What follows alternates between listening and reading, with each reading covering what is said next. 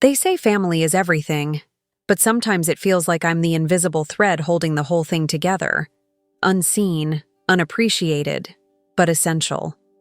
I remember the night I first realized just how unseen I really was. It was a quiet evening, the living room dim, the house humming with the usual chaos of our family's tangled lives. I had just settled into the couch after a long day managing remote teams for a nationwide campaign. 7 years I've worked in marketing, juggling deadlines, client meetings, and the constant pull of responsibility. But at home, the weight was different. I wasn't just Yvonne the strategist. I was Yvonne the unpaid caretaker of the family's financial chaos, the one who smoothed over the cracks that no one else bothered to notice. Last month, when the electricity company threatened to cut us off because the bills were overdue, I quietly took care of it. No fanfare, no thanks.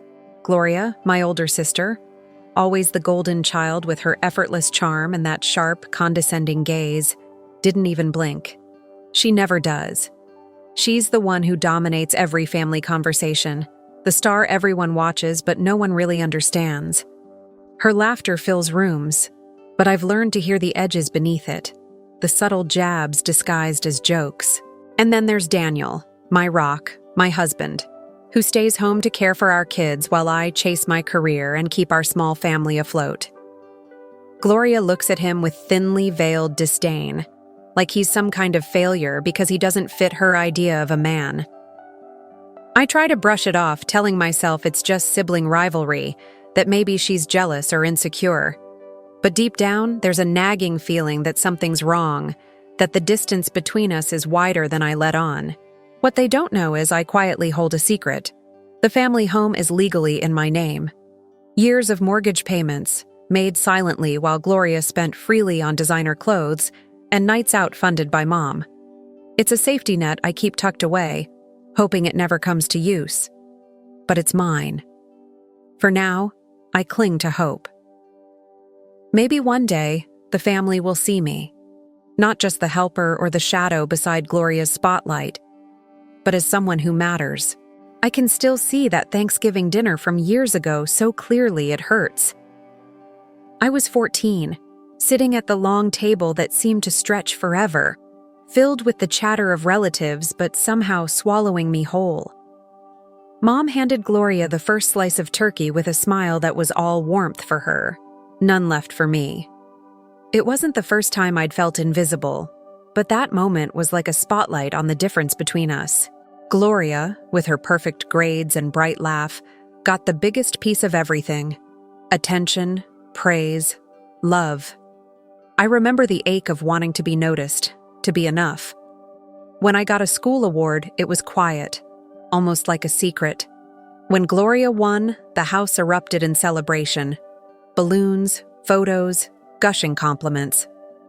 I tried to understand it then. Maybe it was tough love, or maybe Gloria needed it more. But even as I told myself that, the truth was clear. I was the shadow, the invisible daughter. That Thanksgiving still stings, not because of the turkey, but because it was the first time I realized my place in this family's hierarchy. I was less worthy, less loved, less important. I swallowed the hurt, pretending it was normal, but it never quite left me. Through the years, I've given more than most would guess. For 5 years, I paid the mortgage on the family home, about $1,200 every month, while Gloria's credit cards ran wild with clothes and dinners out, all bankrolled by Mom's generosity. I skipped vacations, turned down promotions that would pull me away from babysitting nieces and nephews, all to keep the household running. Daniel has been my steadfast support, managing our home and kids so I could chase my career. He's never doubted me, even when I ask too much of myself. Sometimes he wonders if I'm giving too much, if I'll ever get anything back. But I hold on to the hope that this sacrifice will one day be seen, that my quiet power will be recognized. Gloria, though, has never once acknowledged these favors. She takes them as owed, as if her place at the top was guaranteed by birthright. Mom and Dad often look at her with pride, ignoring the unpaid labor on my end. Gloria's golden glow blinds them to the reality beneath. Lisa, my younger sister, watches quietly, caught somewhere in the middle, sometimes siding with Gloria, sometimes with me. Our family's complicated dance spins around us, and yet no one suspects the secret I carry. The house is mine, a quiet anchor in a sea of neglect. Last Thanksgiving was the breaking point. We were gathered around the table, the usual mix of forced smiles and undercurrents of tension. Gloria's voice cut through the chatter with a sneer so sharp it echoed in the room. "Daniel's not a real man if he can't provide." The words landed like a slap. The room froze. Some laughed awkwardly, others shifted uncomfortably in their seats. Daniel didn't respond. He just stared down at his plate, his silence louder than any defense. My chest tightened, my cheeks burning with humiliation. For a moment, I wanted to shout, to defend the man who holds our family together just as much as I do. But instead, I swallowed the sting. Afterwards, I tried to rationalize it. She was stressed. She didn't mean it. But a small, persistent voice in my mind whispered a harsher truth, that this wasn't accidental. For once, I didn't immediately fire back. Instead, I quietly excused myself, barely audible. "I'll be in the kitchen." The walk away felt heavy, like a small fracture forming in my silence. It was a crack in the carefully built wall I'd erected around my pride and patience. The first hint that maybe, just maybe, I wasn't willing to take it all anymore. But for now, I kept the secret safe, the house, the sacrifices, the quiet strength. Because sometimes, the hardest battles are the ones fought in the shadows. The morning after I subtly pushed back, the damage was already weaving its way through the family like a slow poison. I first noticed it when Aunt Marlene, usually warm and chatty, gave me a clipped greeting and quickly moved away, her eyes flicking toward Gloria. Then cousins who'd once sought my company now skirted around me, their smiles tight, their voices low when I was near. Whispers followed me in the kitchen and in the hallways. "Yvonne's always so sensitive. She can't handle family like Gloria does." I caught the words out of the corner of my ear, like sharp knives twisting inside me. It wasn't just the whispers. My own parents began to look at me differently, their brows furrowed as if I were the one causing trouble. Gloria had spun the story expertly. I was creating drama, making mountains out of molehills, too emotional to be trusted. One evening, I overheard my mother on the phone, her voice low but firm, smoothing over Gloria's version of events. "Yvonne just doesn't understand the family the way Gloria does," she said. "It's better if she steps back." The words stung more because of their casual cruelty, the assumption that I was the problem. Even Lisa, my sister caught between us, told me with an awkward sympathy, "Maybe you should just let it go, Yvonne, for everyone's sake." The room felt colder every day, subtle but unmistakable pressure to bow out, to be the bigger person by disappearing quietly. Gloria's gaslighting was precise, her barbs wrapped in concern, her accusations coded in care. "You always blow things out of proportion," she told me once, her voice honeyed but venomous. "You're imagining things. Nobody else sees it like you do." I began to doubt myself. Was I really overreacting? Was I the one making this all worse? The confusion gnawed at me, leaving me restless at night. Still, I refused to retreat completely. I kept my head down, juggling work deadlines and family demands with a forced calm I barely felt. The hurt was raw beneath my skin, but I swallowed it, pretending to be the steady one, the unshakable backbone. Inside, though, the lines between what was real and what Gloria wanted me to believe blurred. My heart was heavy, clouded with a silent storm of doubt and pain I couldn't voice aloud. One afternoon, in a rare moment alone, I looked in the mirror and barely recognized the reflection staring back. The eyes were tired, the smile forced, the spirit dimmed but not extinguished. Somewhere deep inside, a flicker of resistance burned, a stubborn ember refusing to be snuffed out by whispered lies and cold glances. I could feel the walls closing in, but I wasn't ready to bend. Not yet. Not without a fight. So, I clung to that ember, fragile but alive, as the family's whispers swirled around me like a storm I couldn't quite outrun. I thought a calm, honest conversation might be the way forward. I invited Gloria and Mom to sit with me in the quiet corner of the living room, hoping to cut through the tension with facts and heart. I spoke carefully, outlining the reality no one seemed to want to acknowledge. How I had quietly managed the family finances, the mortgage payments, and the sacrifices Daniel and I had made to keep us all afloat. I spoke of the nights I stayed up late, balancing spreadsheets and campaign strategies, so the family home stayed safe. I told them about Daniel's role, the way he managed the household with grace and strength, even if it didn't fit Gloria's narrow expectations. I hoped my words would open eyes, soften hearts. But Gloria's response was like a wall slamming shut. She burst into tears, the kind that felt rehearsed, pulling at Mom's sympathy. "She's trying to destroy our family," Gloria accused, her voice shaking, but eyes sharp. "All this talk about money, it's just jealousy. Yvonne wants to tear us apart." Mom's gaze shifted from me to Gloria with a dismissive flick. "Yvonne, you need to stop making this about yourself," she said coldly. "Not everything is about being the provider. Sometimes you just have to accept how things are." The warmth I'd hoped for cracked and dissolved, replaced by a chill that settled deep in my bones. Gloria's smirk at the end of the conversation was like a dagger twisting in my chest. Mom's silence when I tried to explain myself was heavier than any words. I felt smaller than the day before, a shadow shrinking beneath their scrutiny. The hope I'd clung to, that reason and fairness would prevail, crumbled quickly in that room. The walls closed tighter around me, each word they spoke carving out a place where I no longer belonged. Leaving that room, my steps felt heavy, weighted with more than just disappointment.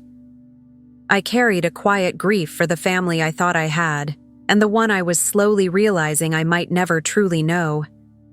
The fracture that had started with a harsh word at Thanksgiving was now a deep crack, threatening to break everything I had worked to hold together. I wanted to believe this was just a rough patch, a misunderstanding that time would heal, but the coldness in their eyes told a different story. One where I was an outsider in my own family, fighting a battle I couldn't win with words alone. The next family reunion was supposed to be a celebration, a chance for laughter and connection. Instead, it became the stage for a cruelty I never anticipated. Gloria chose that moment, with neighbors and friends gathered around, to shatter the fragile peace I'd been trying to maintain. She pulled out an email, a private message from my work inbox, one I had never meant to share outside trusted colleagues. Her voice was loud and clear as she read the words aloud, twisting them into a weapon. "Look at this," she jeered. "Yvonne mocks ambition. She's proud to let Daniel do all the housework while she coasted on his labor." The room fell silent, eyes darting between us as her words echoed like a slap. I felt my face burn with shame and disbelief. How easily she weaponized my vulnerability, my private struggles, to humiliate me in front of people who barely knew the real me. Daniel's jaw clenched, his silence a shield. But I saw the tightness in his eyes, pain I couldn't fix with a kiss or kind word. The damage was immediate. A promising client, who had been quietly observing, approached me later with a hesitant smile. "I think you might not be the right fit for us, given what I overheard," she said softly, the potential $5,000 contract slipping through my fingers like sand. That moment crystallized the cruelty behind Gloria's attack. This wasn't just sibling rivalry or petty jealousy. It was a calculated assault aimed at dismantling everything I had built.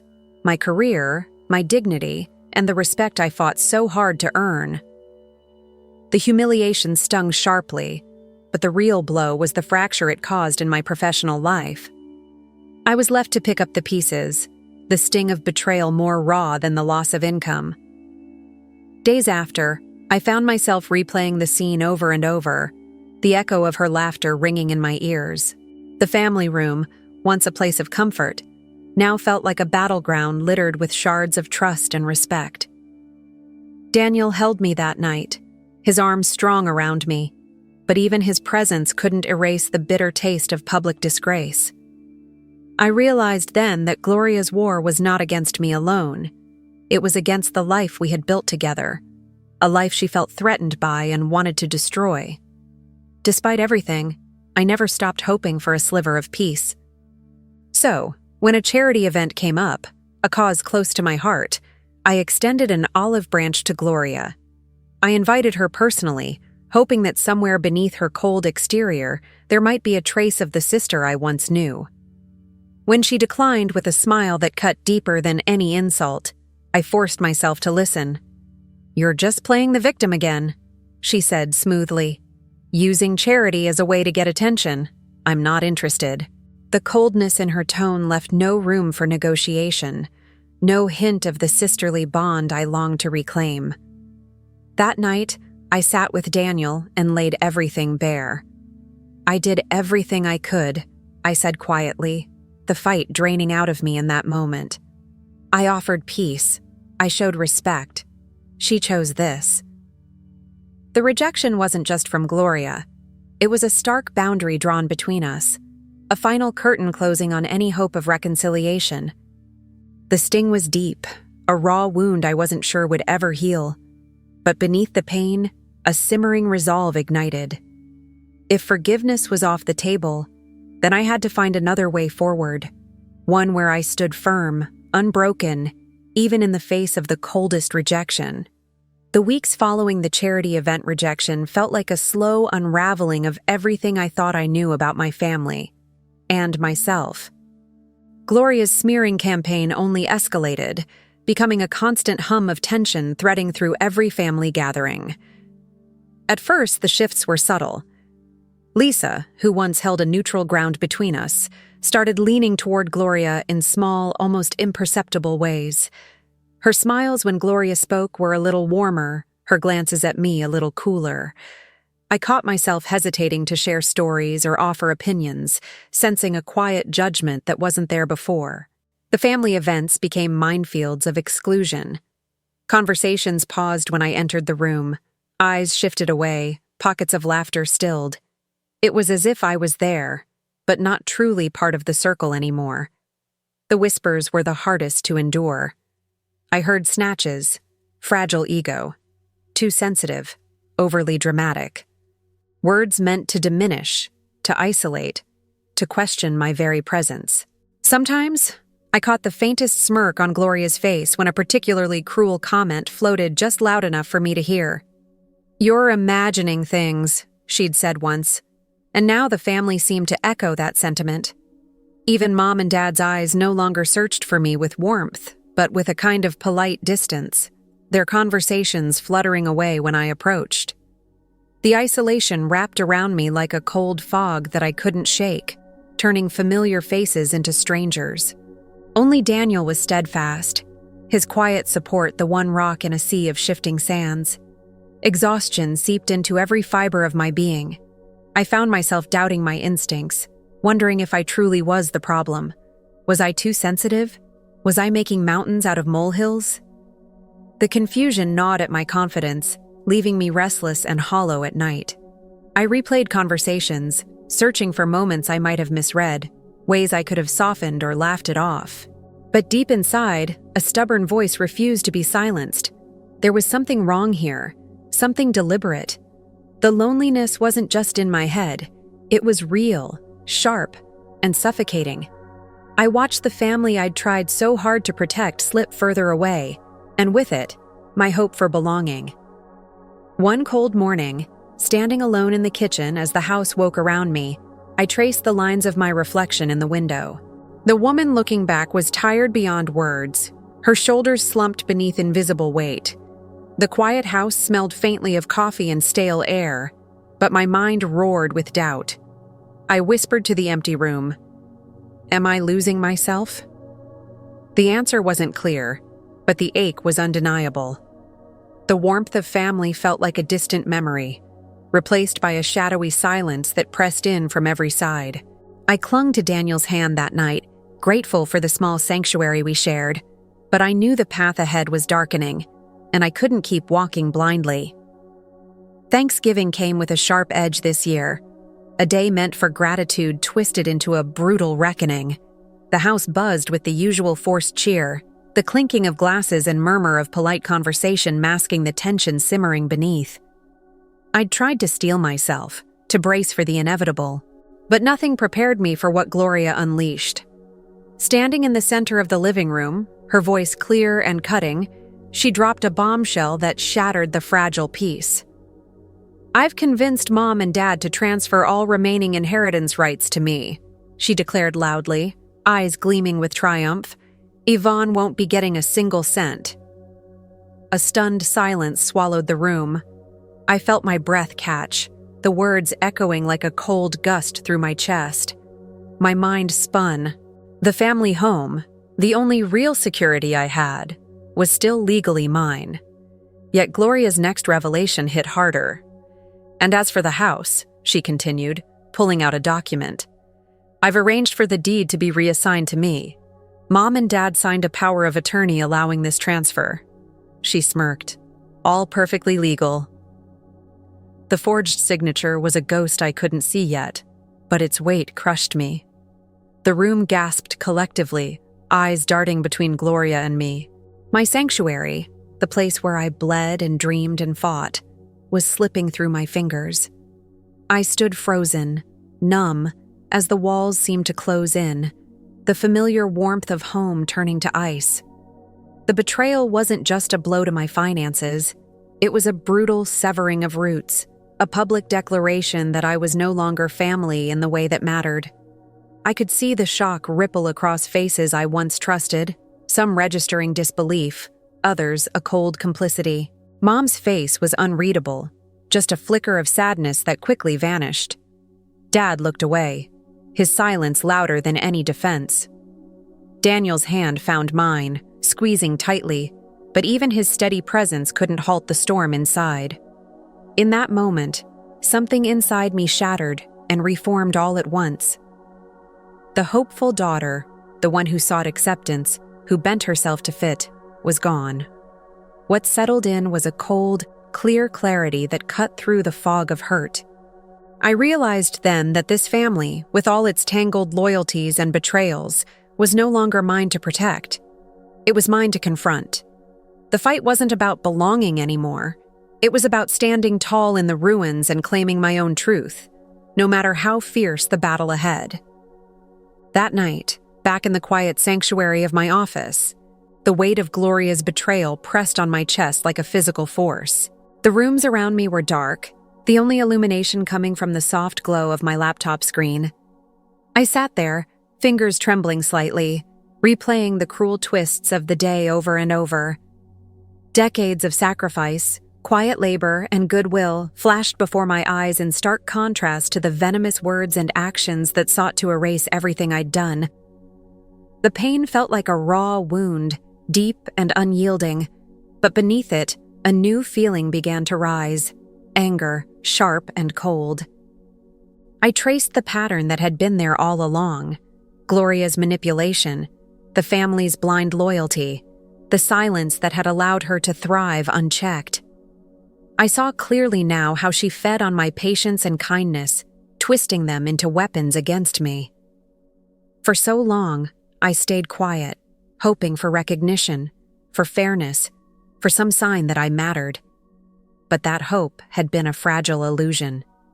The veil was lifted, and the truth was brutal, but liberating. I wasn't powerless. The house was still legally mine. It always had been. I had the documents, the proof of Gloria's spiraling debt hidden behind her polished facade. I wasn't just a victim. I was a force they'd underestimated. I whispered to the empty room, "Never again." The words felt like a vow, a promise to myself that the days of silent endurance were over. The mother's favoritism, the sister's cruelty, It wasn't just unfair, it was a call to action. My anger wasn't reckless or wild. It was a focused fire, a steady flame fueled by years of being dismissed and diminished. I breathed deeply, feeling the tension in my muscles ease as resolve took hold. I was reclaiming my power, quiet but undeniable. The battle for my dignity, for my family's truth, was just beginning. And for the first time in a long time, I wasn't afraid to fight. Daniel and I sat together late into the night, the soft hum of the city outside our window a backdrop to the gravity between us. The house felt like a fortress and a battlefield at once. I looked at him, voice steady but resolute. "It's time," I said, "to stop reacting and start acting." His hand enveloped mine, solid and unyielding, and he nodded, eyes reflecting the same fierce determination I felt burning inside. We spent hours talking, sketching out a plan that was quiet, precise, and deliberate. It wasn't about grand gestures or public confrontations. It was about dismantling Gloria's power piece by piece, targeting the network of loyalty that sustained her grip on the family. Our first step was clear. We would gather allies, those who'd grown tired of Gloria's manipulation but were too afraid or unsure to speak out. We would expose truths, carefully and strategically, peeling back the layers of deception she'd wrapped around herself. Gloria's control over the family's resources, their reputation, even their memories, it was all vulnerable. I felt a new strength building within me, a strategic posture replacing years of endurance. This was a war of wills, and I was ready to be both patient and relentless. Daniel's calm voice broke through my swirling thoughts. "We'll turn their weapon against them," he said quietly. His confidence was contagious.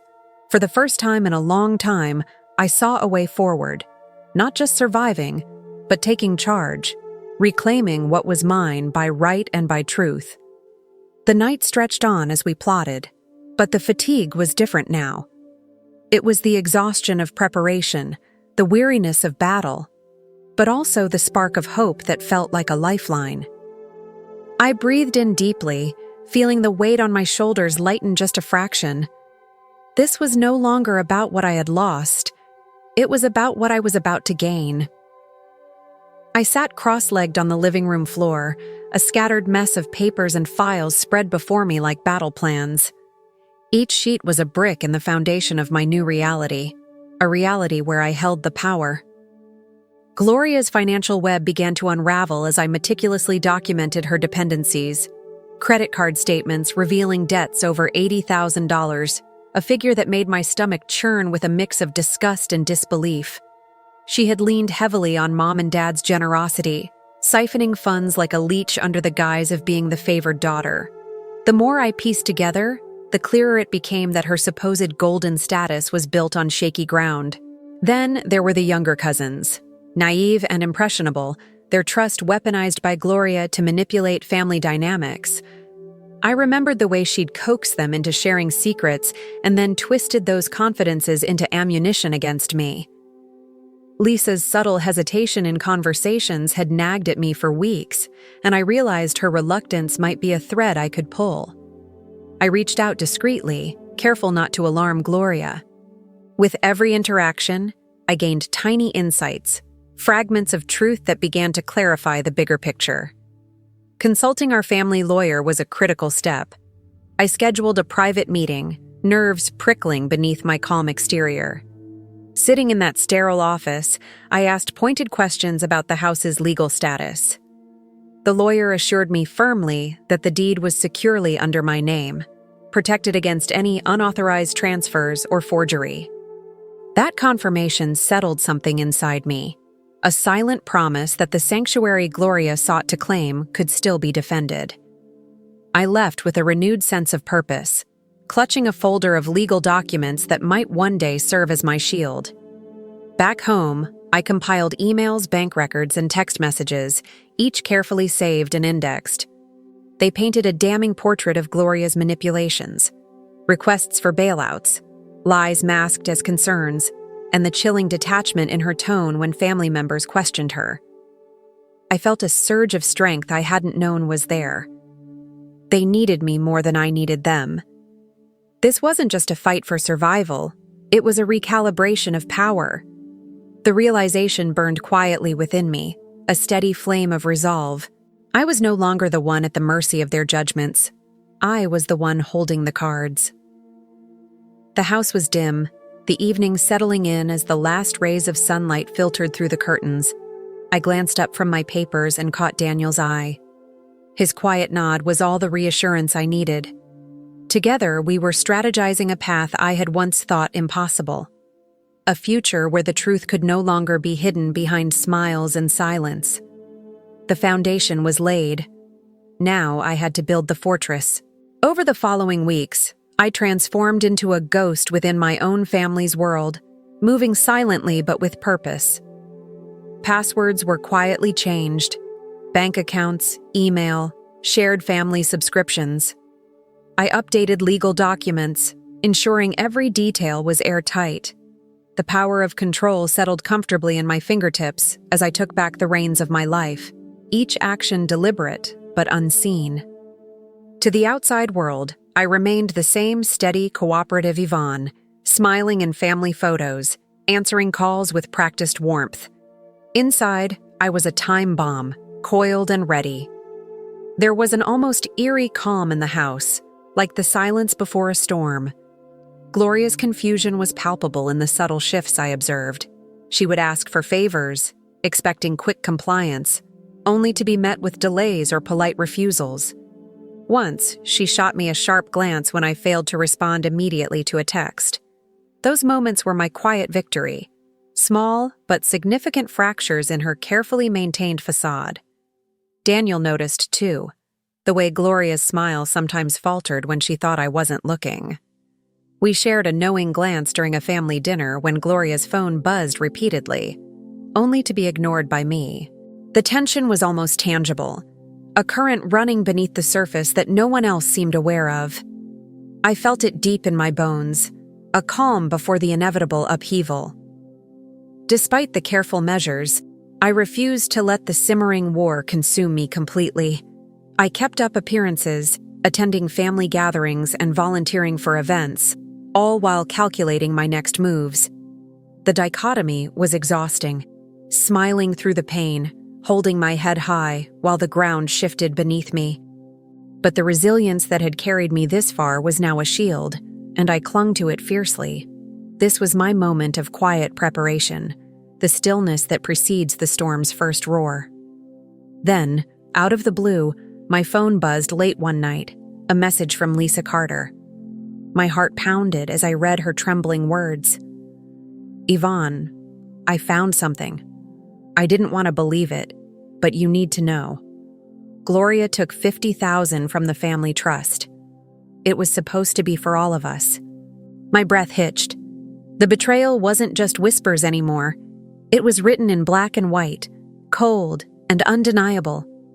Lisa's voice on the phone was barely above a whisper as she confessed, "I've been scared, but this changes everything." The documents Lisa sent were damning.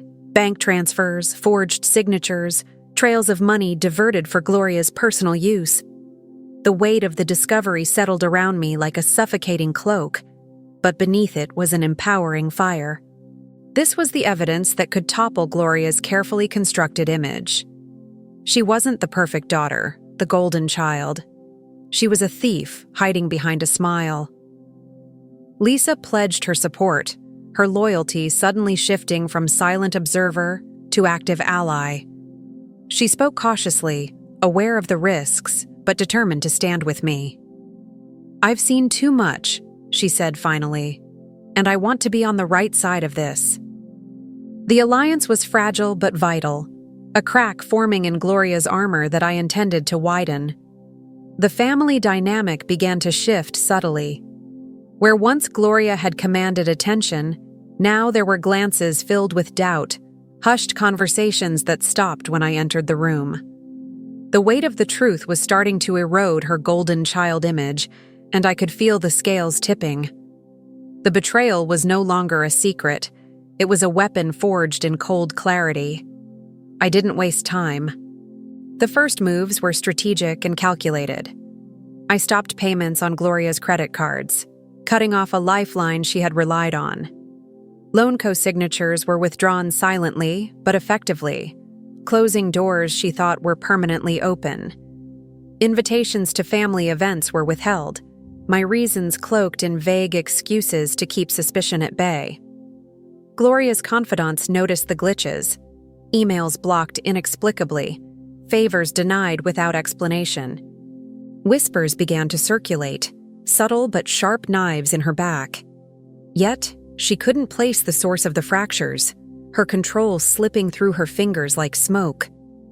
Daniel and I remained composed, our quiet confidence a stark contrast to her unraveling facade. Each denied request, each closed door, was a carefully placed stone in the growing wall between her and the family. We watched the first cracks appear in her carefully constructed world, the social engineering beginning in earnest. Family members who once turned a blind eye now hesitated, their loyalty tested by the truths we unveiled silently but persistently. Gloria's grip was weakening, the empire of manipulation showing its fault lines. In the stillness of our apartment, Daniel squeezed my hand and said, "This is just the beginning." His voice was calm, but I felt the weight of those words settle deep inside me. The war was underway, and the first victories tasted sweet against the bitterness of betrayal. I breathed in deeply, feeling a surge of power that was as terrifying as it was exhilarating. I had crossed a line from victim to strategist, and there was no turning back.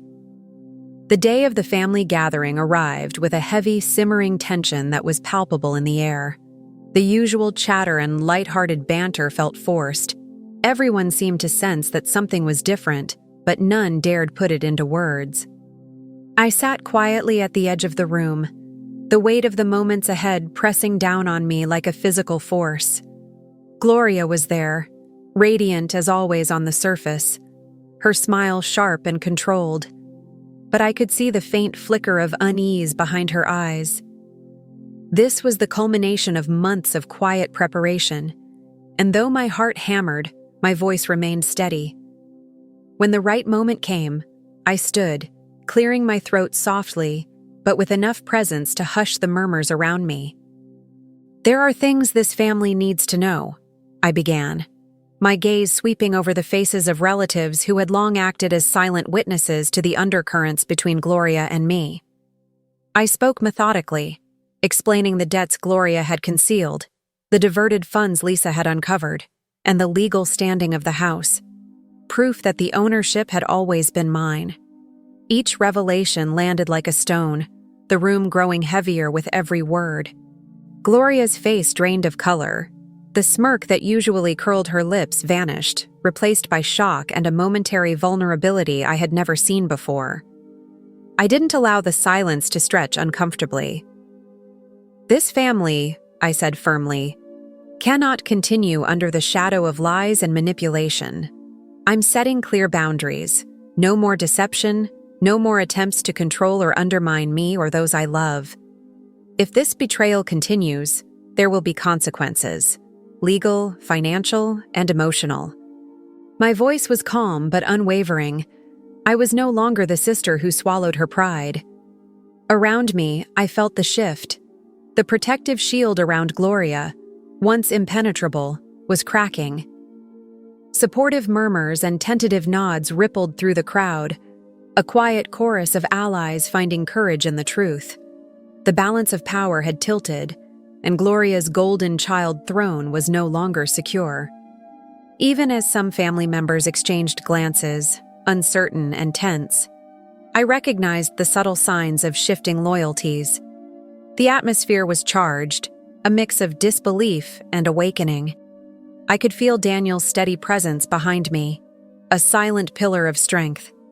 My confrontation was not a victory lap, but a necessary reckoning, a recalibration that would change everything.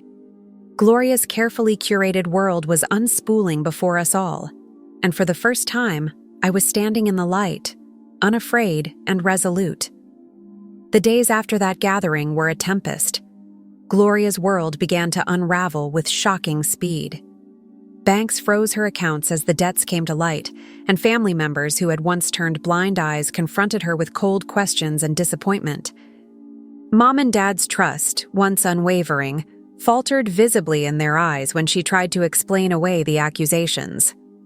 I watched, detached but vigilant, as the golden child's facade crumbled piece by piece. Her desperate calls and texts flooded my phone, pleas for forgiveness wrapped in frantic promises to make things right. But I held fast, the pain of betrayal too raw to pardon so easily. Each attempt at love bombing, those frantic declarations of affection and regret, felt hollow, almost theatrical. Gloria's charm, which had so often disarmed family members, failed against the cold facts I had laid bare. The sympathy she once commanded dissolved, replaced by frustration and disbelief among those who had once supported her blindly. I remained composed, answering none of the calls, letting the silence between us speak louder than any words could. It was a silent rebuke, a boundary I was determined to maintain. Even some relatives who had stood by Gloria began to question her story, their eyes opening to the truth that had long been hidden. The family's protective shell thinned, and Gloria's isolation grew, the consequences of her actions impossible to ignore. Her world constricted further when her final attempts at manipulation bloomed bitter and desperate. Public accusations surfaced, lawsuits threatened, and emotional blackmail aimed directly at me and Lisa. Flying monkeys, those enablers who had once rallied for Gloria, circulated rumors painting me as heartless and ruthless. But I was prepared. My legal counsel was solid. Every document, every piece of evidence was in order. I met each attack with calm determination, refusing to sway or retaliate with anger. Some family members, swayed by the truth and tired of the chaos, stepped forward to apologize for doubting me, their voices quiet but sincere. Despite this, I maintained firm boundaries, knowing that forgiveness did not mean erasing the past or reopening wounds. With each failed maneuver, Gloria's confidence shattered more. The golden child who once ruled the family with assured dominance was now a figure of sympathy and suspicion. Her reign diminished. The isolation she faced was not born of cruelty, but consequence. Her choices had severed the connections that had once upheld her status. The family's center of gravity shifted irrevocably, and I felt a strange mixture of relief and sorrow. This was no longer a battle for approval or affection. It was the assertion of truth and dignity. Gloria's fall was painful to witness, but it was necessary for her, for me, and for the family we had both long claimed as ours. 6 months have passed since that turning point, and with them came a peace I scarcely believed possible. Daniel and I have deepened our bond, free from the shadows of family chaos. Our home feels like a sanctuary, a place where love is mutual and respect is given without pretense. I attend family gatherings now only when the environment is one of genuine respect, carefully curated and selective. Lisa remains a steadfast ally, and together we've begun to rebuild bridges with relatives who approach with cautious optimism and sincere hearts. The wounds of the past remain, but they are no longer wounds that bleed every day. Gloria faces the permanent consequences of her actions: financial strain, social sidelining, and the loss of the unearned pedestal she once stood on. The family table is smaller now, quieter in many ways, but the love around it is authentic. I reflect on this journey often, recognizing how silent strength and strategic resolve reclaimed not just my dignity, but my very sense of self. I am no longer a shadow in the family narrative, but an author of my own story. The approval I sought for so long now feels less vital than the peace I have found in boundaries and truth. This is not a triumphant tale of conquest, but one of survival and renewal. A quiet victory, not shouted, but deeply felt.